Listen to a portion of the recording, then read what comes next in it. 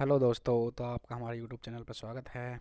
जो कि आप सभी को नमस्कार, गुड मॉर्निंग, जय हिंद। तो आज हम आपको अभाज्य व संयुक्त संख्या के बारे में बताएंगे। ठीक है, संयुक्त संख्या और अभाज्य के बारे में। तो वीडियो स्टार्ट करने से पहले आपसे एक विनती है कि अगर हमारे चैनल पर नए हों तो चैनल को सब्सक्राइब कर लीजिए और वीडियो को लाइक कर लीजिए, अपने दोस्तों के साथ शेयर कर लीजिए और बेल आइकन पर प्रेस कर दीजिए जिससे आपको हमारा नोटिफिकेशन तुरंत मिल सके। तो आई होप आपने कर लिया होगा। तो हम अभी वीडियो स्टार्ट करते हैं। तो देखिए, अभाज्य या रूढ़ संख्या। ठीक है, जो अभाज्य है उसे हम रूढ़ संख्या भी कहते हैं। ठीक है, क्या कहते हैं? रूढ़ संख्या भी। ठीक है, जैसे इंग्लिश में हम प्राइम नंबर बोलते हैं। क्या बोलते हैं? Prime number. ठीक है, देखिए इसका कुछ परिभाषा है जिसके अनुसार आप पूरा कंसेप्ट समझ में आ जाएगा आपके।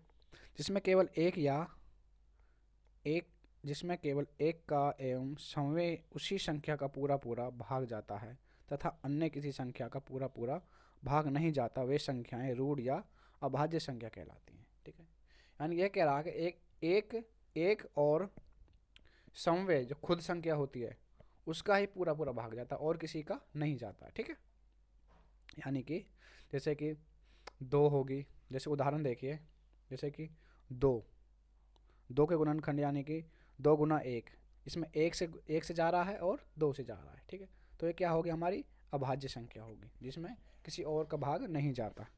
ठीक है, और देखें पाँच के गुणनखंड। पाँच को देखो, पाँच में ना तो तीन का जा रहा है, ना दो का जा रहा है, ना चार का जा रहा है, ओनली पाँच का और एक का। ठीक है, यानी कि परिभाषा में बता दिया गया है जिसमें एक का और समूह का उसी में भाग जाए वही क्या है? अभाज्य संख्या यानी कि प्राइम्स नंबर। ठीक है, और देखें तीन के गुणनखंड। ठीक है, तीन है और एक है, तीन का एक से जा रहा है और तीन से जा रहा है। ठीक है, और किसी से नहीं जाएगा।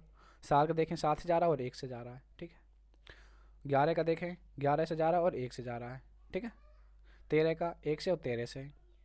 सत्रह का सत्रह से और एक से। ठीक है, उन्नीस का उन्नीस से और एक से। ठीक है, देखें, और तेईस का है, तेईस का भी तेईस से और एक से जा रहा है, किसी और संख्या से नहीं जाएगा। ठीक है, आप भाग दे के देख लो, पूरा पूरा नहीं जाएगा। ठीक है, पूरा पूरा भाग जाना चाहिए यानी कि। ठीक है, यानी पूरा पूरा।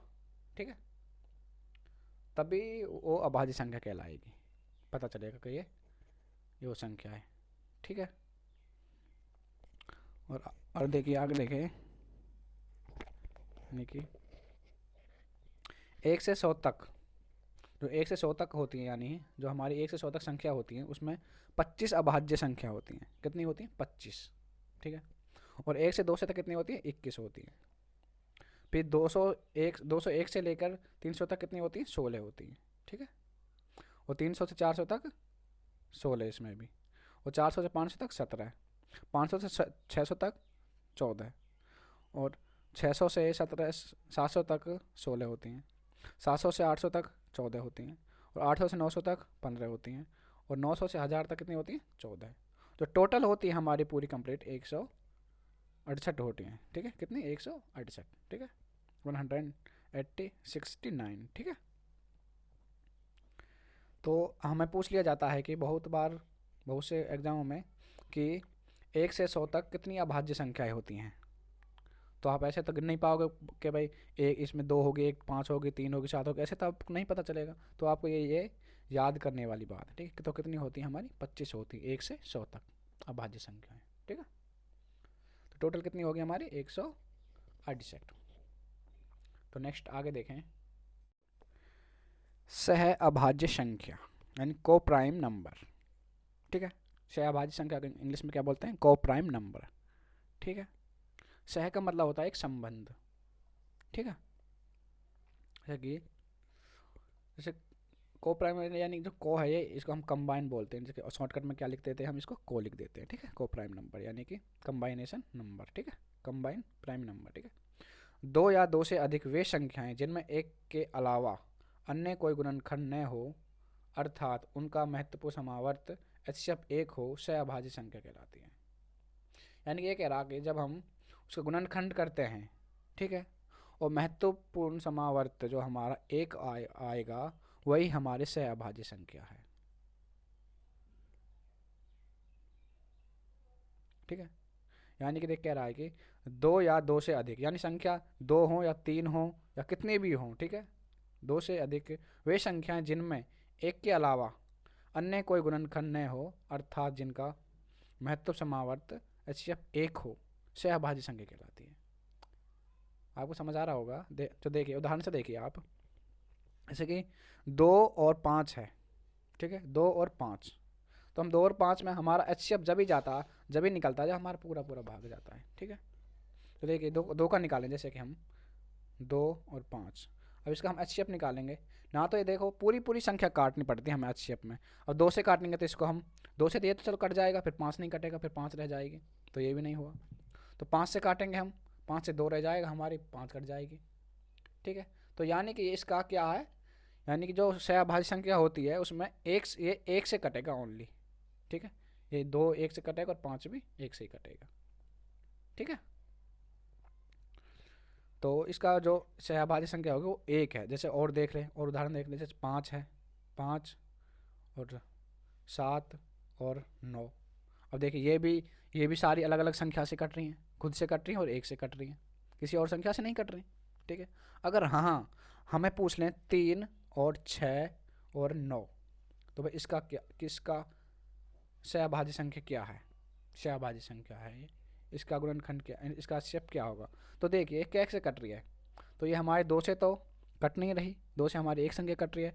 अब देखते हैं 3 से, देखो 3 से हमारी क्या कट रही है, यानी कि 3 एकम 3, 3 दूनी 6 और 3 तिया 9, ठीक है। तो हमारा HCF क्या हो गया इसका, अब देखो 3 आ गया ये। अब देखो 1 2 3 ये अलग अलग संख्या है, सभी अलग अलग से कटेंगे, जहाँ हमारे अलग अलग संख्या से कटें वहाँ हमारे समाप्त हो जाता है, ठीक है। तो हमारा HCF क्या हुआ, हमारा HCF हो गया यानी कि 3, ठीक है, जो ये आया जिससे हमारी पूरी पूरी संख्या कटी है, ठीक है।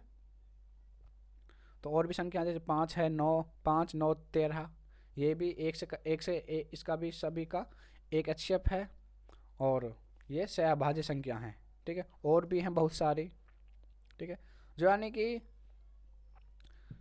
जो एक के अलावा जो गुणनखंड संख्या ना हो वही क्या होता है, जिसका महत्व समावर्त 1 आए, ठीक है, महत्व समावर्त क्या आए, 1, यानी HCF 1 आए, वही हमारी सहअभाज्य संख्या होती है, ठीक है।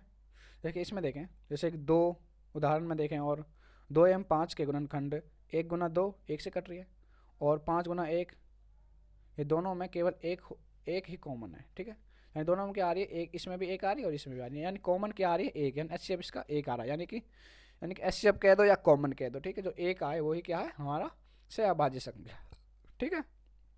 हम इससे पहचान सकते हैं, अगर हमारी किसी संख्या से ना कटे और 1 से कटे तो हमारी वो अभाज्य संख्या होगी, ठीक है।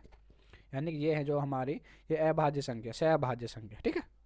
दूसरा देखें, 5 7 9 के गुणनखंड 5 गुना 1 गुना 5 वे 2 1 गुना 7 वे 1 3 9। अब देखिए 9 है, ठीक है, 9 3 से कट रही है और 1 से कट रही है, बट हमें क्या चाहिए, सभी संख्या कटनी चाहिए उसी संख्या से। जैसे कि हमने ये काटी, ये 3 कट गया, ठीक है, लेकिन ये बाद में नहीं कटा, लेकिन इसका HCF क्या आ गया, ये 3 आ गया, ठीक है।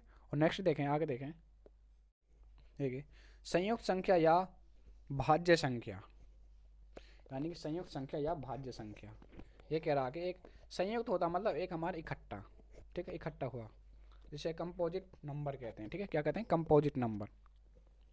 भाज्य संख्या जो भाज्य हो जाए, यानी भाग हो जाए जिसमें, ठीक है, जिसका पूरा पूरा भाग चला जाए, वो हमारी भाज्य संख्या, ठीक है। जैसे कि 9 होगी, 3 होगी, 6 होगी, 12 होगी, 10 हो गया, 15 होगी, 20 होगी, ठीक है। और जैसे कि 7 11 13 17 19, ये हमारी संयुक्त संख्या नहीं है, ना ये भाज्य संख्या, ये हमारी ये क्या है, देखिए जैसे कि 7 और 11 13 17 19, ये हमारी क्या है, ये हमारी अभाज्य संख्या हैं। और जो हमारी भाज्य संख्या हैं, जो हमारी यानी भाज्य संख्या वो हैं जो 2 से पूरा पूरा भाग चले जाए, 2 से कट जाए जो, ठीक है। जैसे 2 से भाई 24 हो गया, 12 होगी, 36 हो गया, 4 होगी, ये हमारी क्या है, हमारी भाज्य संख्या, ये हमारे 2 से कट रही हैं, ये 12 पे कट गया, ये 6 पे कट गया, ये 18 पे कट गया, ये 2 पे कट गया, ठीक है। तो हमारी ये क्या हो गई, ये होगी हमारी भाज्य संख्या। ठीक है, तो भाज्य संख्या है तो देखिए उदाहरण देखिए, यानी कि इसका परिभाषा देखिए, जो संख्या दो या अधिक संख्याओं का गुणनफल है उन्हें संयुक्त संख्या कहते हैं। यानी कि ये कह रहा कि जो संख्या दो या अधिक संख्याओं का गुणनफल, यानी गुणनफल यानी कि जो उसका शेष बचे, ठीक है, शेषफल आए जो उसका, ठीक है, गुणनफल। जैसे कि 2 × 2, इसका गुना करेंगे तो कितना आ जाएगा 4, तो ये हमारा क्या हो गया, गुणनफल हो गया। ठीक है, यानी और यहाँ दो, अब ये हमने 2 संख्या लिए, अब और ज़्यादा संख्या लेके देख लो, जैसे 2 × 3, तो इसका क्या आएगा, 2 × 6 = 6 × 2 = 12, तो ये इसका क्या हो गया, गुणनफल आ गया। ठीक है, 12। ठीक है, और देखिए उदाहरण देखें, 2 × 4, ठीक है, इसका संयुक्त क्या 4 है, 2 और 2 कितने होंगे 4। अब इसका देखिए 12 का, देखें 12 का 2 × 3, तो इसका क्या आ गया हमारा संयुक्त संख्या, क्या हमारी इसकी 12 है। ठीक है, देखें 6, देखें 6 के 2 × 3, ये हमारी 6 हो गया। और 24 का 2 दूनी 4, 4 दूनी 8, 8 × 3 = 24। ठीक है, तो ये हमारी 24 का संयुक्त संख्या होगी, अभाज्य संख्या होगी। ठीक है, यानी अभाज्य संख्या को हम जब पहचान सकते हैं, जो उसमें 2 से पहचान सकते हैं, जिसमें 2 का पूरा पूरा भाग चला जाए। ठीक है, वही हमारी क्या भाज्य संख्या। ठीक है, संयुक्त संख्या होती है यानी कि उसका एक ग्रुप, जैसे कि ये हमारी संयुक्त संख्या 12 की। ठीक है, और ये हमारी 24 की। ठीक है, ये हमारी क्या होगी, संयुक्त संख्या। और देखें जैसे कि ये 2 × 2 हो गया, ये हमारा 8 हो गया, 2 दूनी 4, 4 दूनी 8, 15 होगी हमारी, 15 भाज्य संख्या है, 3 × 5 = 15। ठीक है, 25 होगी, 5 × 25। ठीक है, और भी बहुत सारी संख्याएं। तो आपको हमारी वीडियो कैसी लगी, अगर अच्छी लगी हो तो लाइक करें, दोस्तों के साथ शेयर करें, और हमारे चैनल पर नए हो तो चैनल को सब्सक्राइब करें। और थैंक यू, धन्यवाद, जय हिंद।